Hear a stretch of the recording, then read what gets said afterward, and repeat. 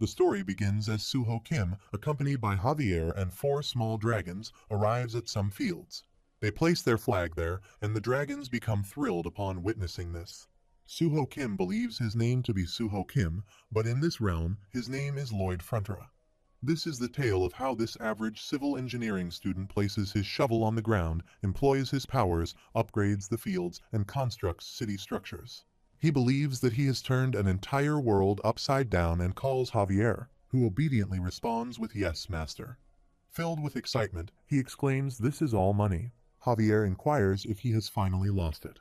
A few years ago, the scene shifts and the system notifies him that he has been chosen to have a random wish granted by the Absolute.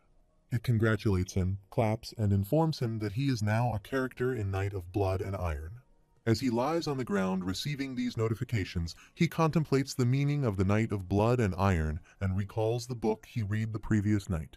The system wishes him good luck, stating that he has obtained this opportunity.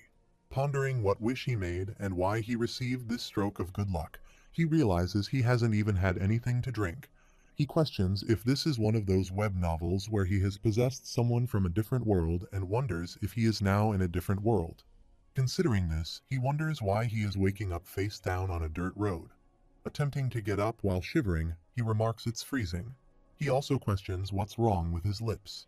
Meanwhile, a warning health alert is given by the system, notifying him that his jaw has gone out of place due to sleeping on the ground. Expressing irritation, he acknowledges that these alerts are bothering him. He understands that he has taken over some character in this story as he grabs his face to fix his jaw. Curious about whom he has taken over in Knight of Blood and Iron, he wonders why he is the only person who lives in the middle of nowhere and falls asleep on the ground. Javier approaches from behind, calling out to him and stating that he has been searching everywhere for him. Turning to face Javier, he is urged by Javier to return to the manor. Simultaneously, the system notifies him that he is Javier Ashran, the protagonist of Knight of Blood and Iron. Lloyd Frontera contemplates that Javier looks just like in the book and questions if Javier just called him Lloyd Frontera. Realizing that in this book, he is Javier, the renowned swordsman who starts as an unknown knight working for the country Lord Arcos Frontera, and the eldest son of Baron Frontera is the hooligan Lloyd Frontera. Javier mentions that he called his name, but he has never referred to him as a hooligan. He acknowledges that it's good that he is self-aware at least. The system notifies him that Javier seems to be in a good mood, and he thinks he can see that, telling him to quiet down already. They arrive at the palace, where Javier lights the fire pot and inquires if he has no idea how he ended up in that state. He explains that he started drinking in the afternoon, got drunk, destroyed the pub furniture, and then passed out on his way back to the manor. Reflecting on this, he muses that it truly is a day in the life of a hooligan. Javier adds that his lordship was worried and sent him because, despite being a hooligan, he is still his son. He emphasizes that if he were to die on the road with his jaw out of place, his father would be sad. He reflects on how Javier manages to sneak those attacks in. Meanwhile, Lloyd Frontera shivers and reflects that it's cold. He wishes the floor could be heated like an ondol, but quickly dismisses the idea, realizing that this is a medieval fantasy novel. He covers himself with a blanket. Javier informs him that he will leave him to rest and will report what happened to his lordship the next day. Lloyd Frontera questions if he has to, and Javier confirms it, prompting him to think that Javier is uptight. As Javier walks towards the door to leave, Lloyd Frontera calls out to him, mentioning that their family has a lot of debt. Javier closes his eyes, finding the statement strange, opens the door, and goes out. He reflects that he knows everything that happens in this story. Just the previous night, in his cramped boarding house room with a microscope, he read the last chapter. He thinks of course he knows what happened to Lloyd Frontera. He contemplates the first part of the story where the Baron and Baroness fall victim to an evil conman, lose all their land and fortune, and eventually commit suicide. Following this, Lloyd Frontera becomes a beggar, indulging in day-long drinking, and then meets his demise. Expressing a need for more beer, he utters "bring him more beer" while resting his head on the table. He coughs up blood and succumbs to death. Reflecting on his circumstances, he questions the point of being an aristocrat if life ends up being just as miserable as it was in Korea. Pondering the nature of the Absolute and the system, he receives notification that he has been chosen to have a random wish granted by the Absolute. He wonders what wish he could have made to end up in the body of someone with such a tragic ending. After a while, Marbella Frontura, Lloyd's mother, arrives and inquires if he broke things at the pub the previous night. He refuses and says last night he was reading a book. She urges him, begging him to go to the pub and apologize. He thinks it's likely a mess caused by this body, so he agrees to clean it up and confirms that he will do it. The system notifies him that these two people are highly confused by his response, and he wonders if they could not give him at least a little credit. Outside the palace, a person gathers some cow food in his cart, spots Lloyd Frontura and Javier, and hides behind his cart, scrambling away. As they approach, other people also get scared upon seeing them. A kid stands in his window, looking at them, while his father quickly reaches there, grabs him, and advises him not to make eye contact, instructing him to close the window. The system notifies that the villagers absolutely detest him, and he acknowledges that he understands. He then asks Javier why he is following him.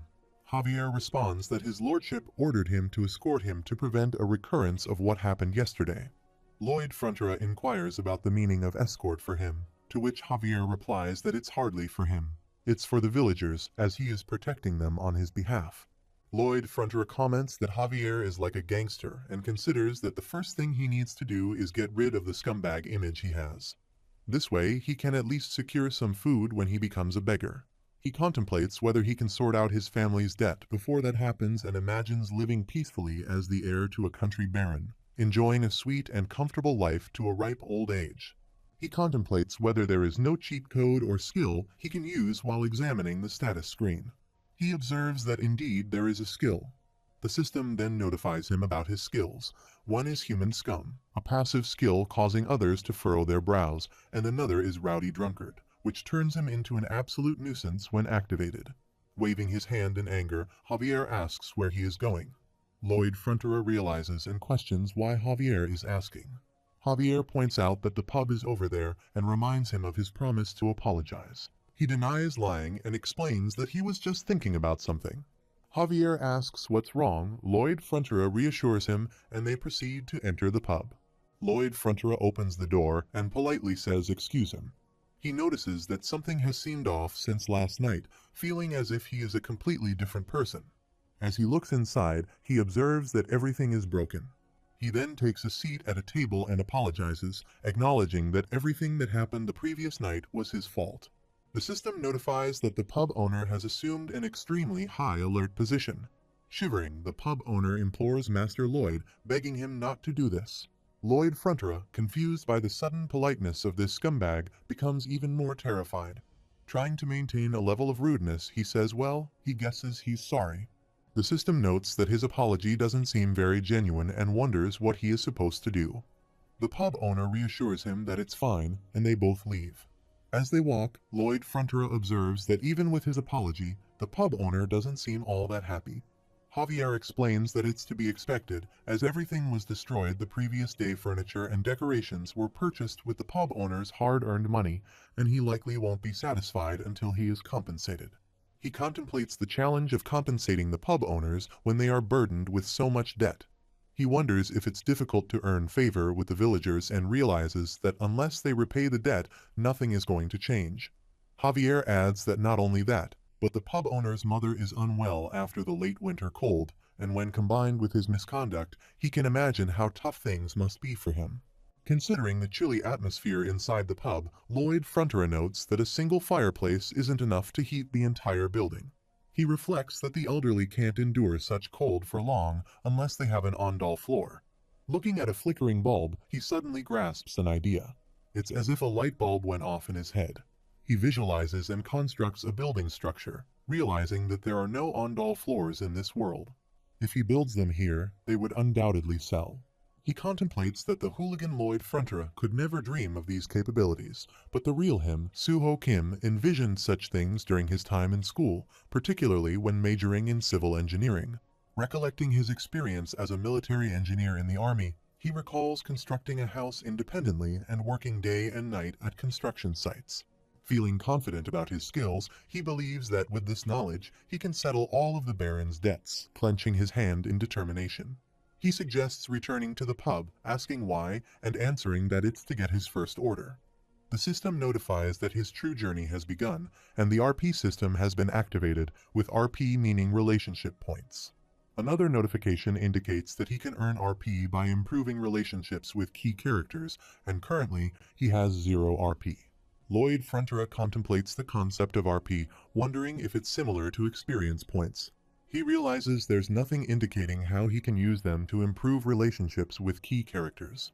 The system notifies him that he can earn RP by enhancing relationships with these characters. Observing something on the system, he realizes that his approval rating is -30, considering it low and even super low. He calls Javier, complimenting him on his good looks. The system notifies that Lloyd is attempting to buy Javier's favor, resulting in Javier's approval rating decreasing by 1 point to -31. Lloyd questions why it went down, deciding to leave it for later, understanding that rushing it may only worsen the situation. After a while, they once again reach the pub, and Lloyd Frontera declares that he has purchased it. Asserting that he will be the builder, he proceeds to write a contract and hands it over to the pub owner. He informs the pub owner that they will write off all construction fees against the property he damaged, instructing him to sign the contract.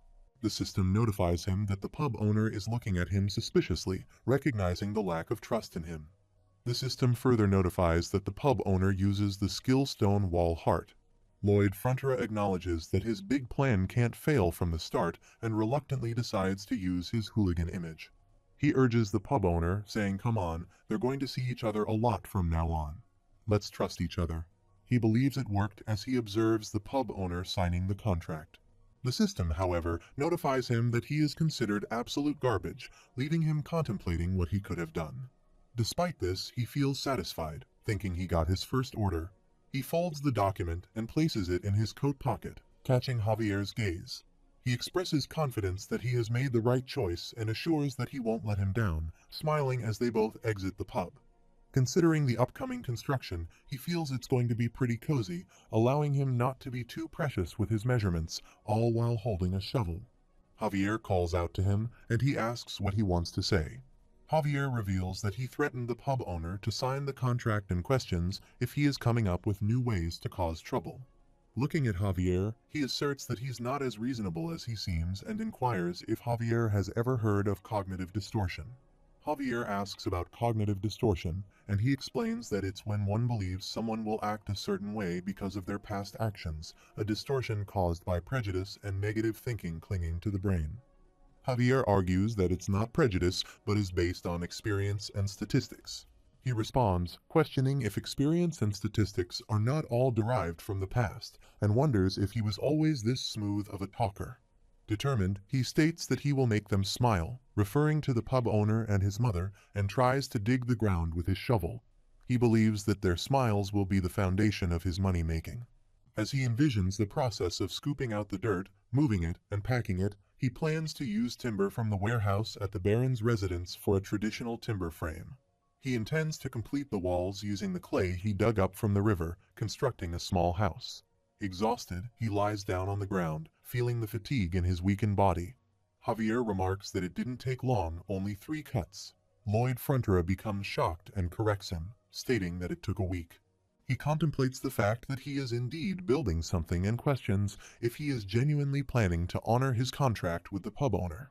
Doubtful about the hooligan Lloyd Frontera keeping his word, he attempts to get up while trembling and acknowledges that he is sore, but there's no time to rest.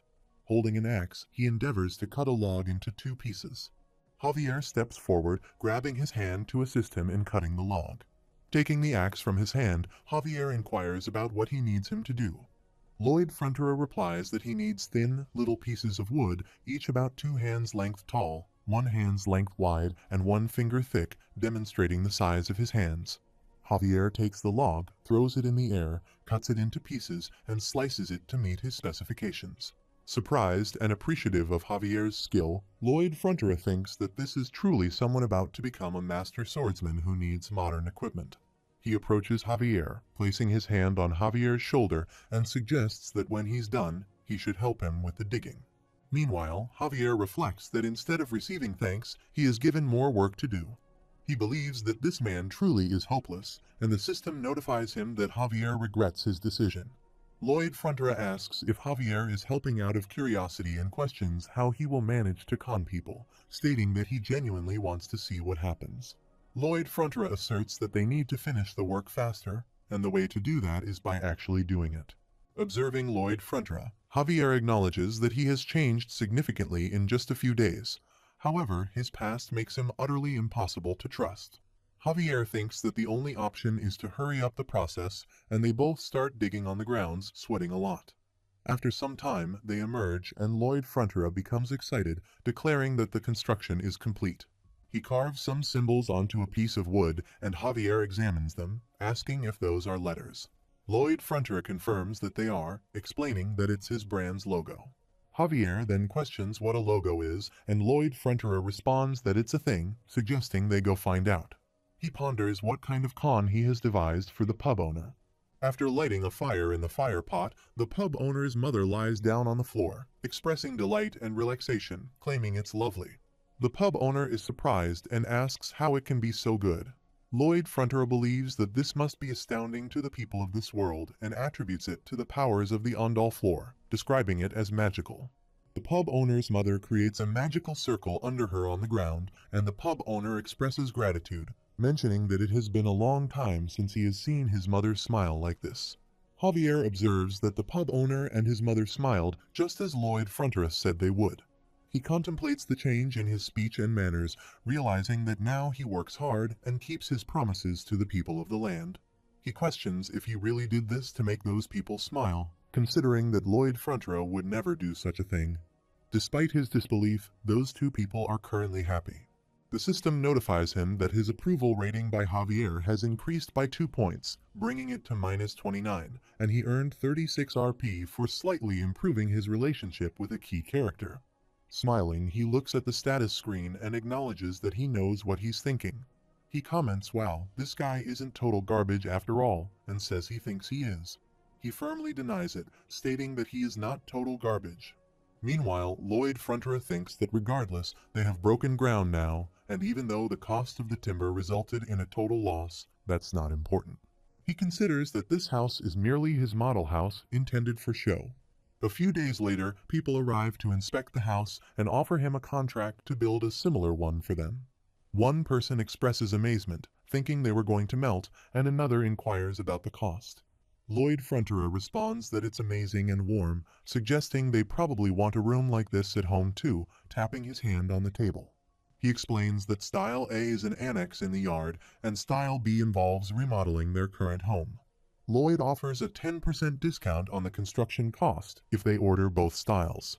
The system notifies that the villagers don't trust him, and one person refuses his offer. Lloyd insists, urging them to trust each other since they'll see each other often. However, the person remains distrustful, questioning if he is really doing this and stating that at this price, he's practically giving it away. Lloyd's father, Arcos Frontera, arrives and calls him, asking what he thinks he is doing. The system notifies that his approval rating has reached -20. Lloyd Frontera sits with his father and has dinner, contemplating how he has managed to avoid him until now. But what if his father stops him from the building? Arcos Frontera says, so let's hear it. What is it that he's up to this time? Lloyd thinks to keep this short, using his best rude Lloyd voice, and says the pub owner ordered an Ondal room, so he built him one, while he eats. His father asks if other people from this land are making orders as well, and Lloyd replies that he seems to know it all already, chewing his food. Arcos Frontera emphasizes that they must look after the people, and he won't tolerate him lying to or tricking them.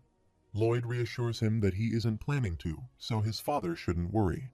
Lloyd thinks that he figured, no matter what he does, everyone will think the worst.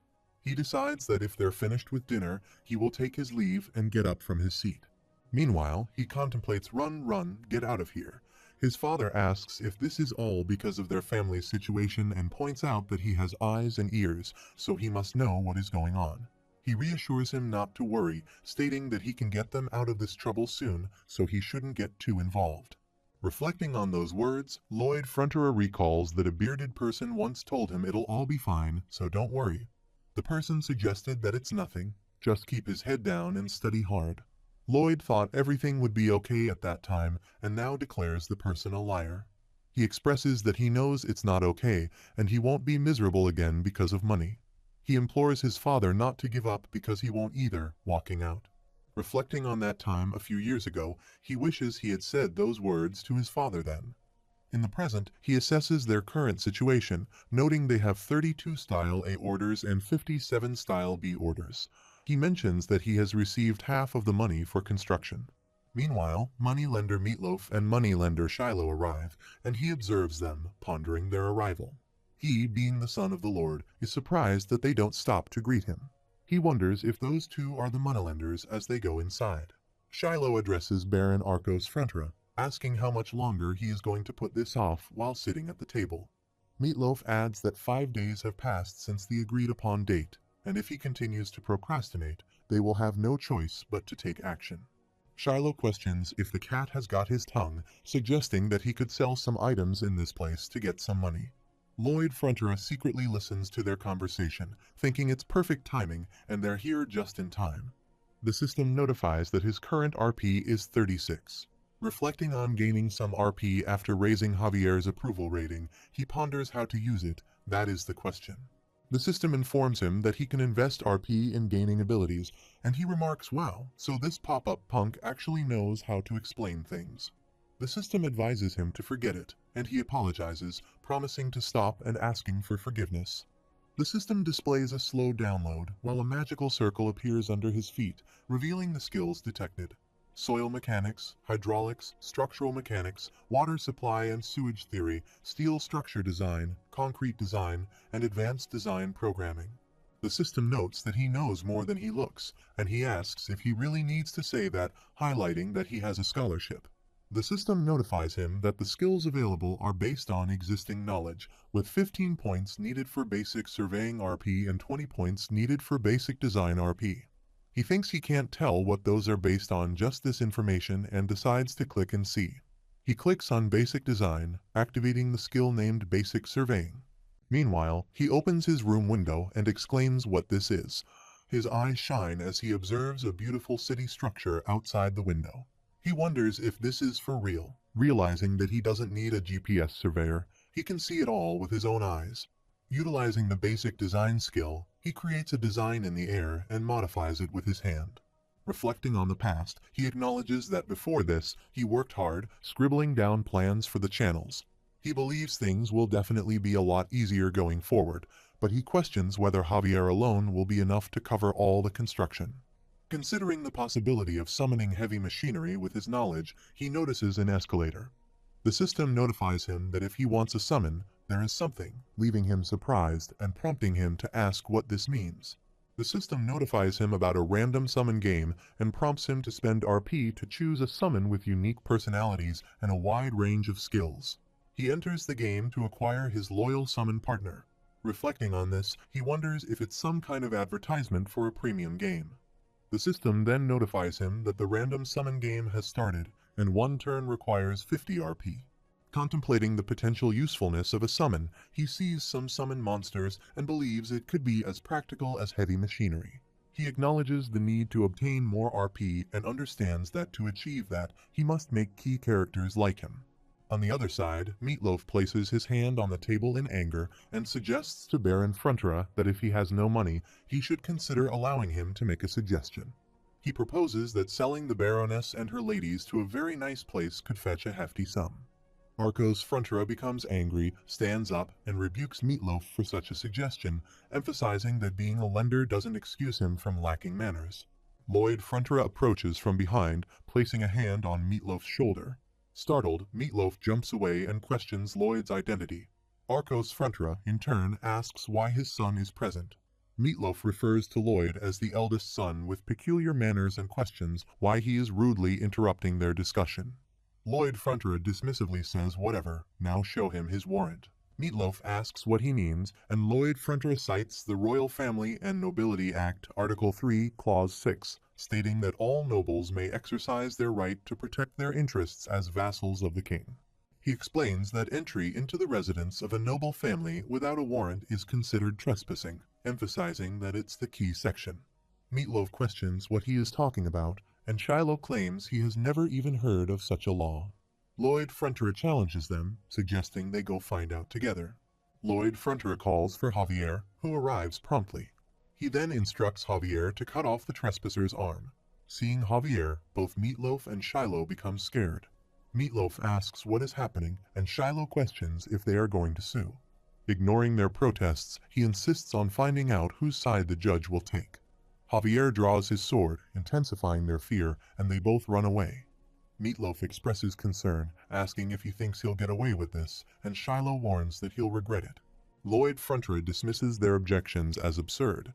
His father addresses Lloyd and Javier, questioning what they just did and stating that they don't have enough to stave off consequences. Meanwhile, Lloyd Frontier places a bag on the table and states that he plans to give it to him after collecting all the money from the orders, but this should be enough to cover a significant part of this month's interest. His father inquires about the money from the orders, expressing concern that he may be taking money from their people. Javier assures him that he will ensure that Master Lloyd fulfills the orders and notes while looking at his face, and that he completely trusts Javier. Lloyd Frontier then announces that they will take their leave, and they both exit. Javier asks how he came to know about such a law, as he always thought Lloyd was the ignorant type. He explains that he just picked it up somewhere and asks if Javier is happy. Javier reflects that it's true, Lloyd did pick it up from him in the book. He recalls the time right after the Baron and Baroness committed suicide, and the two lone sharks came to dig up the bodies and sell them. That's what Javier says. Javier mentions the Royal Family and Nobility Act, Article 3, Clause 6, stating that all nobles have the right to protect their interests as vassals of the king.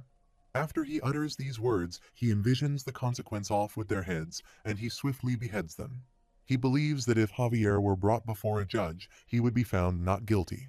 Lloyd Frontier, aware of the story's content, considers it a significant advantage, thinking that he should be receiving a pop-up any second now.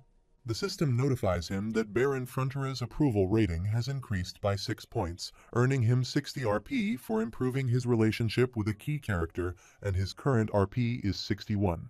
He thinks that everything is proceeding according to plan, and he's on his way to summoning. Lloyd Frontier reaches his fields, looks around, and notices there's no one nearby. He asks if anyone is there and instructs them to show him the summon game. He clicks on the start button and a magical system appears, surprising him. He wonders if it's a magic circle and finds it excessively extravagant, not to mention incredibly small. As he listens to some sounds emanating from the magical circle, he thinks it's overly noisy. Suddenly, a baby squirrel emerges from the circle and leaps towards him. Lloyd looks at the squirrel and remarks, "So it's a dud." The squirrel responds with Peepodong, but Lloyd can't understand. He clarifies that the squirrel is not a dud and can help him. When asked how Lloyd suggests shooting acorns, the squirrel rejects the idea, saying he doesn't need it. Lloyd then demonstrates what he can do while the squirrel eats something, only to quickly spit it out. Lloyd considers it terrible and picks up 2 papers that the squirrel spat out, revealing them as user manuals. Meanwhile, Peepodong introduces himself, stating that he is an adorable hamster who deserves lots of love.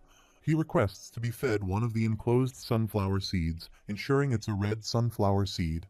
Peepodong grows to gigantic proportions, effective for a maximum of 12 hours. Lloyd obtains a blue sunflower seed and feeds it to Peepodong, causing him to shrink back to a smaller size before the 12-hour limit is up. Lloyd remarks that one set of the 2 colors of sunflower seeds is 1 RP and asks how big Peepodong can get, questioning if he can reach the size of a person. Peepodong responds by saying his name, encouraging Lloyd to see for himself and making him eat the seeds. Considering that hamsters are skilled at tunneling, Lloyd believes that if Peepodong can grow to the size of a human, it would be quite helpful. As Peepodong consumes the seed, a flash appears so loud that it throws Lloyd away. Confused, he wonders what it is, only to realize that Peepodong has transformed to 15 feet. He corrects himself, realizing it's over 30 feet high as he looks at the enormous Peepodong. He observes Peepodong, noting the hamster's smug and cocky appearance. The system notifies him that Peepodong's skill is digging level 1. Peepodong swiftly runs and makes a dig in the ground. The system also provides another notification, indicating that Peepodong has packing dirt level 2 and another skill, cheek pocket level 1. Peepodong once again spits out a huge ball, prompting Lloyd Frontier to consider it a jackpot. He has acquired his heavy equipment and returns, contemplating the potential suspicion if someone sees him suddenly carrying such a large item. To address this, he decides to carry a book on summoning with him. If anyone asks, he plans to confidently state that he is a summoning master, resolving any potential issues. Pleased with his clever solution, he marvels at his intelligence. He then shifts his focus to figuring out the labor aspect of their construction project. After a while, in the morning, he instructs his 30 soldiers from Lord Fronterer's barony to repeat after him, emphasizing safety first, and they comply. He finds it frustrating that they seem like soldiers who are paid to do nothing, especially considering the Baron's substantial debt. Reflecting on the situation, he realizes that, thanks to him, he now has free labor that he can put to good use. Addressing the soldiers, he asserts that they are all soldiers, and that this assembly is their army. He questions the purpose of an army, emphasizing that it's meant to carry out work. Recalling his own time in the army, he mentions spending more time digging holes and pulling weeds than actual training. Pointing to a pile of clay, he identifies it as the clay he spent the entire previous night digging up, acknowledging that Peepotong managed to do it in just 30 minutes. Nevertheless, he states that they are on the verge of breaking ground for their estate's renaissance. He explains that he is referring to the Ondal construction business, and for the people to participate, he needs all of them to move the clay to the construction site. He believes it's okay, as he expected this situation. Newman, a senior knight in Lord Fronterer's barony, calls Lloyd Frontera and questions why he is instructing his men to do this task. Lloyd anticipates such a confrontation. In this land, there are 3 Knights Newman, the current man under him Baron, and the protagonist of the novel, Javier Srehan. Reflecting on the characters, Lloyd thinks that at the start of the book, when the estate falls into ruin, Javier and Baron remain loyal until the very end. However, their friend Newman is the first to betray the Baron and run. This is because Newman sells information on the Baron to con men, leaving him with a huge debt. He contemplates that it won't do for this man to be the land's foremost knight and questions what it looks like he's doing. Newman responds that he has ordered these honorable men to cover themselves in the dirt, asserting that as their commander, he won't tolerate this. Dismissing it as nonsense, Lloyd Frontera believes Newman is unhappy because he's close to making money that could pay off the debts. He adds that he has his father's permission for the task. Newman counters, stating that he doesn't know how Lloyd fooled his lordship. He reminds Lloyd of his prior conduct, suggesting that he can think of no other reason for him to use his men other than for personal gains, and asks if he is wrong. Lloyd responds with a challenge, stating that it sounds right if Newman wants a beatdown. Observing Lloyd, Newman thinks about how this fragile man would break down if he ever played an online game, imagining his fingers flying across the keyboard. Lloyd digs with a shovel, deciding to press Newman's buttons. He throws dust on Newman and tosses some towards him. In response, Newman questions if Lloyd just insulted a knight's honor, asserting that he is nothing but the son of a poor, soon-to-be-ruined baron. Lloyd, provocatively, puts his hand to his ear, asking what was that. Let's forget about ranks and fight this out. He points his shovel towards Newman and proposes a duel, challenging him to face it. Newman accepts, declaring that Lloyd will regret it. Javier states that he will duel with Sir Newman in 1 month and asks if Lloyd Frontera is confident that he can win. Lloyd responds, expressing disbelief at Javier's question, questioning if he is dumb. He clarifies that, of course, he is not confident. He describes himself as a low-level sword expert knight who can use them on a heart skill, considering himself a nobody. Lloyd asks what Javier thinks and if he is even thinking. Reflecting on the situation, Lloyd considers how close he was to cutting Javier down, only for Javier to suddenly throw dirt in Sir Newman's face and challenge him to a duel. Lloyd finds it all too calculated and believes that Javier asked the Baron to separate them to provoke a fight. He further reflects on how Javier designated Sir Baron as a substitute overseer to supervise the work of the soldiers. Now Javier claims he's not confident about the duel, and Lloyd doesn't understand it at all. Meanwhile, he contemplates how filthy Javier appears, wishing he could cut him down. He addresses Javier, stating that there's something he needs him to do, teach him how to use a sword. Javier refuses, emphasizing that his job is solely to observe, and furthermore, if someone like Lloyd, whom he refers to as scum, were to learn how to use a sword, it would pose an even greater danger to those around him. He asks if Lloyd isn't supposed to tone it down when corrected. Lloyd responds, dismissing Javier's concerns and expressing his desire to learn sword fighting, even if it means curing his insomnia. Reflecting on this, he wonders how Javier knows about his insomnia, realizing it's in the book. He also notes that Javier knows the cause of his insomnia and laughs. He reflects on the book The Knight of Blood and Iron, where knights are typically divided into 4 ranks, from low-level sword expert to mid-level sword expert, then high-level sword expert, and finally reaching sword master level. He contemplates that Javier is on the verge of transitioning from a high-level sword expert to a sword master, considering it a side effect of achieving that rank. Despite being in a backwoods location, he dismisses any notion that Javier would know such details. He straightforwardly asks if they have a deal, emphasizing that it's no use pretending, as his insomnia is evident. Javier agrees, stating that they can try, and Lloyd seeks confirmation that there are no takebacks. Javier assures him that he knows for a fact Lloyd will fail. He mentions that Lloyd has tried various remedies, including sleep cognition therapy, herbs, aromatherapy, exercise, and even Eastern medicine, without finding a cure for his insomnia. Meanwhile, Javier sits in a chair, hugging a pillow as he sleeps, while Lloyd Frontra laughs, claiming he has him all figured out. Lloyd also knew how he was going to cure his insomnia. Reflecting on the process, he recalls falling into a deep sleep while listening to a magic spell.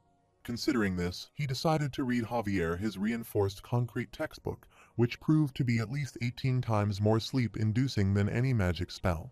Now he believes his improved swordsmanship is a result of this unconventional approach. The next morning, they head to the ground, and Javier instructs Lloyd to do 50 laps around the perimeter. While Lloyd starts running without complaint, Javier observes him. Lloyd explains that he should teach him some skills while he is tired due to exhaustion.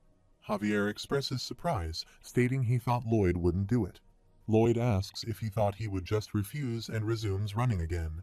He laughs and declares that now he's going to finish running. The system notifies him that the passive skill Annoying Brat has risen to level 4, causing the lump he calls ahead to call out to the people around, tempting them to deliver a slap. Reflecting on the situation, he acknowledges that he just made that up and admits that it's hard.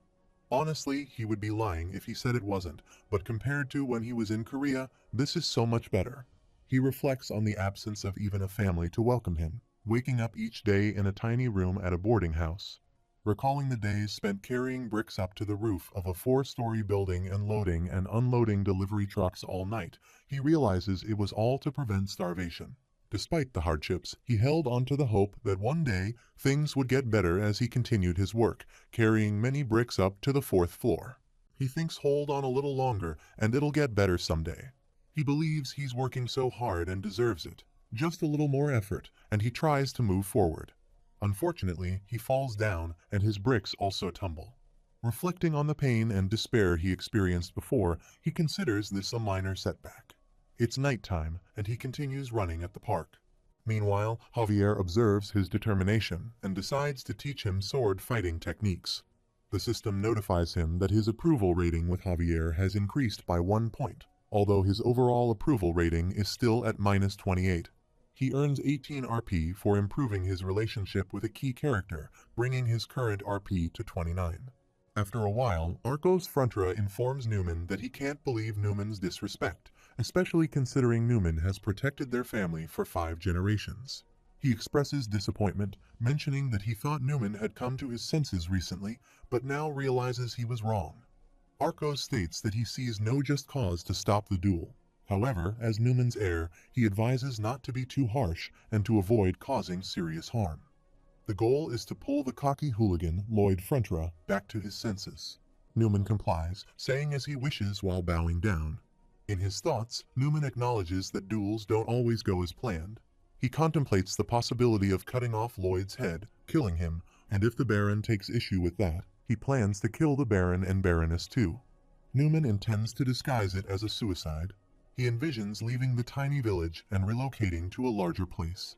Newman appreciates that thanks to Lloyd's actions, things are speeding up for him. He laughs and confidently walks out. The scene shifts 1 month later, and both Lloyd Frontra and Newman arrive for the duel. Their parents and numerous other people gather to witness the event. Newman addresses Lloyd, asking if he is ready as he takes out his sword. In response, Lloyd kicks his shovel and confidently states that he is ready to knock Newman's lights out. Lloyd Frontera stands there, holding his shovel. Someone asks, "What is that?" Another person inquires if he is going to fight Sir Newman with it. Newman becomes angry upon seeing this.